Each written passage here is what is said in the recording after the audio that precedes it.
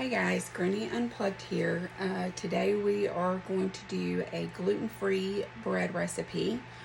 I already have all of our ingredients together, so we're going to go ahead and get this started.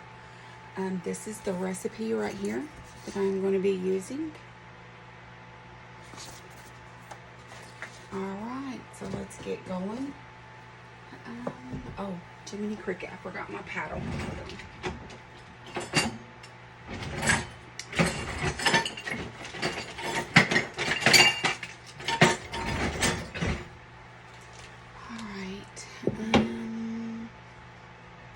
Alright guys, sorry, I forgot to put my paddle attachment on there.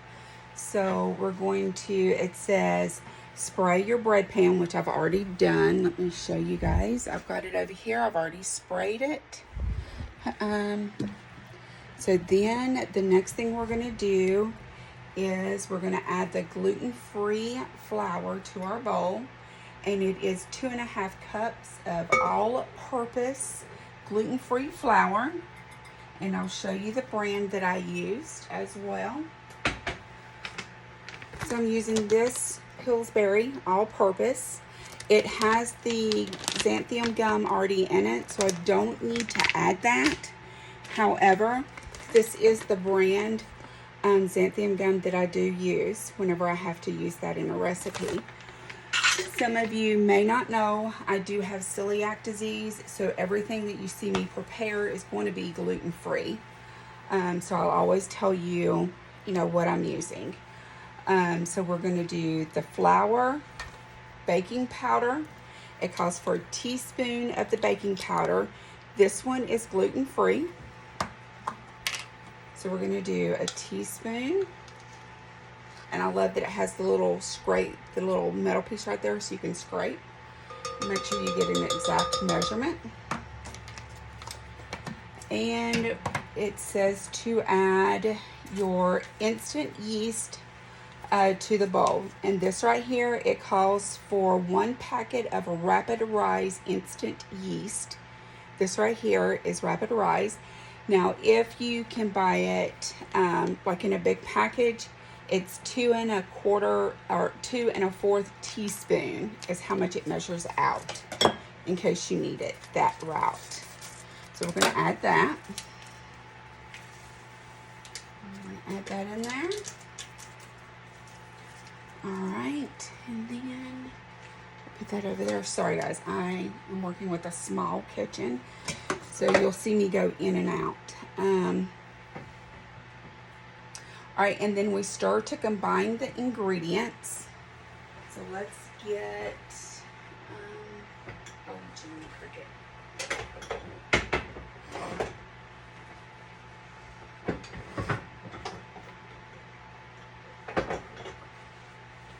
All right, we're gonna get, I'm just using a wooden Pioneer Woman spoon, and I'm just gonna stir the measurements inside my stand mixer.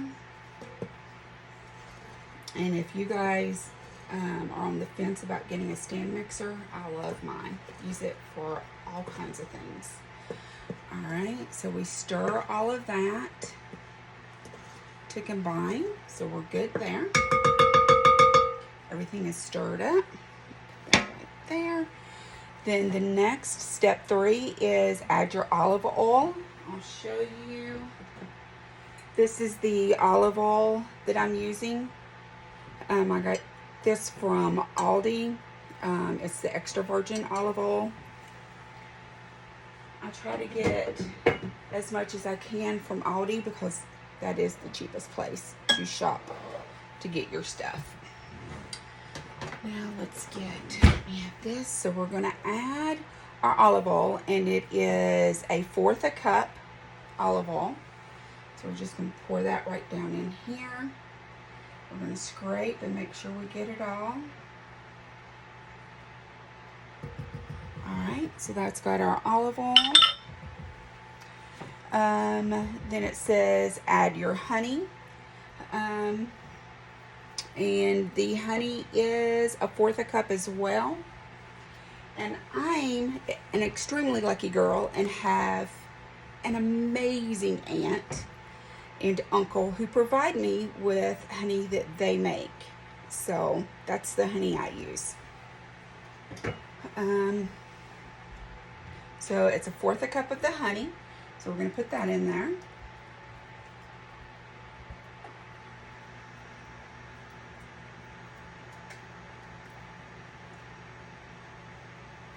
And their honey is, quite honestly, the best honey you're going to find. So there's that. All right, so we've got our honey added in there. And then it calls for apple cider vinegar. This is the apple cider vinegar that I use. I use this for all kinds of things.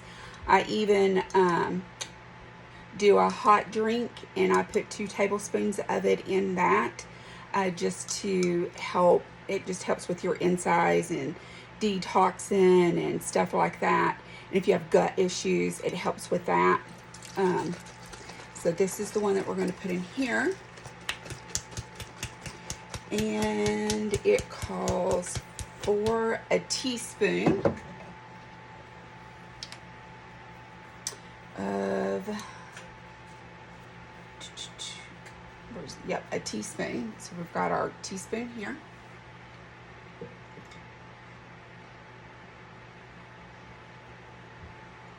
All right, so we got that in there. All right, and warm water. Your warm water is 1.5 cups, and it needs to be in between 100 and 110 degrees Fahrenheit. I use my thermometer to make sure it's the correct temperature. So we're going to add that in here. Okay. And then it says we are going to mix on low for 1 minute. So we're going to lock that in place. Put my little shield I have, and we're going to mix it on low.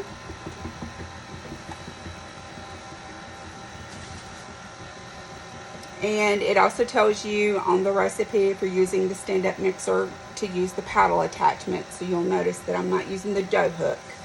I'm using the paddle attachment.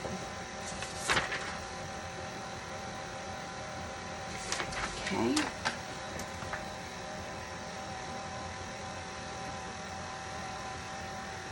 And then, since I have my shield on here now, I can just leave that and add the ingredients.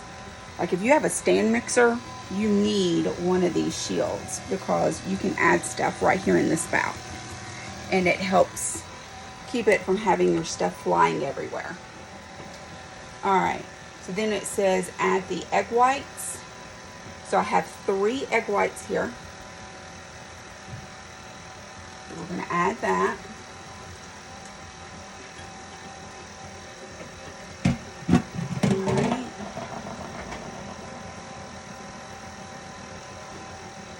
And our salt. Let me get another spoon here. We'll do.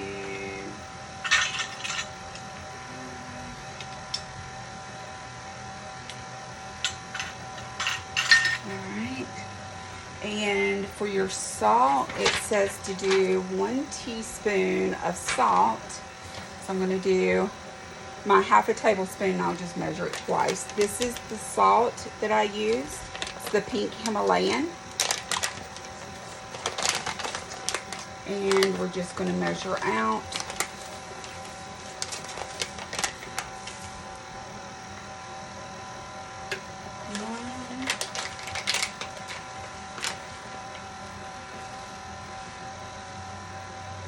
And 2. So there's a teaspoon of salt. Put that over there. Then it says mix on medium. So we're going to turn it up to medium. And it says the dough will look like a thick cake batter, which it does. Once everything is mixed really well, we're going to pour it into our pan.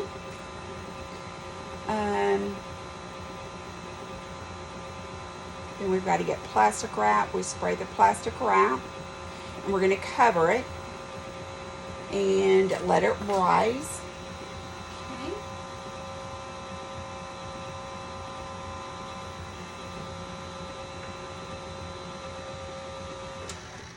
Okay. Let's lift our shield up here. Oh, there we go. Do that. Get a scraper. Scrape all of this down.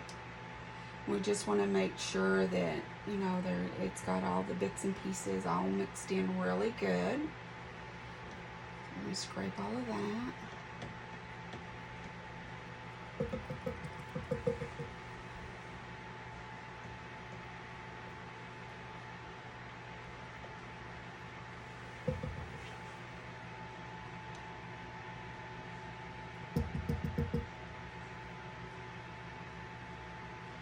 Oh, sorry, I did not mean to have my head all up in y'all's face like that. Alright. Let's just make sure, scrape the bottom. Everything looks like it's mixed really well. It's thick like it's supposed to be. So we are good. I'm going to put gloves on. So if I have to like get my hands in there, even though I washed them before cooking, I'm still like having the gloves on.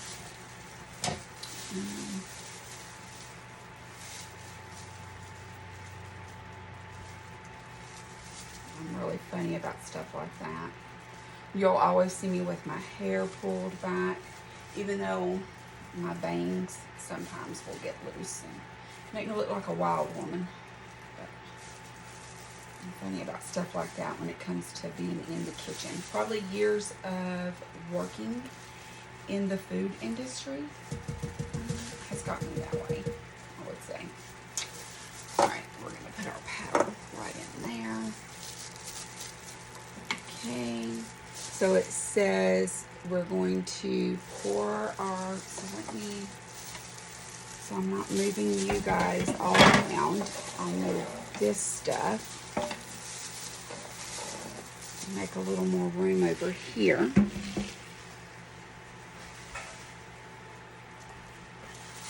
Alright, and then, hold on. I'll do that. Alright, hold on, let me get fresh gloves.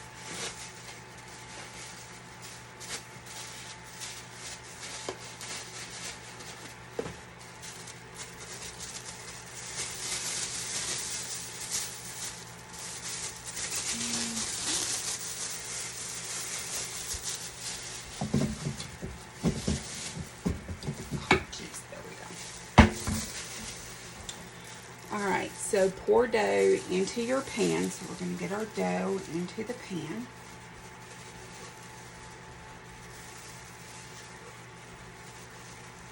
Now this obviously is not a keto recipe because I'm trying to make a homemade gluten-free bread that my husband will like.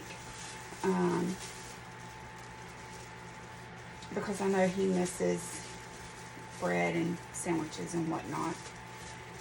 And gluten-free bread in general is super expensive. And it's not really, there's only been a few brands that we've found that are decent. But we can't always find them. And they are super expensive, and sometimes it's like your gluten-free bread has holes in it and stuff like that. So I'm just trying to find something that I can make at home, that's going to be cost friendly, that he's going to like, so he can have, you know, fresh bread, have his sandwiches, and things like that. All right, so we've got it in our pan. It says pour dough into your pan. I'm just reading from our recipe here. so we're going to get some plastic wrap. We're going to spray it. And then we're going to cover the top of the pan with it. We're going to cover the pan with a kitchen towel then and allow the bread to rise in a warm place for 30 minutes. So what I'm going to do at this point is I'm going to go ahead and pause the video.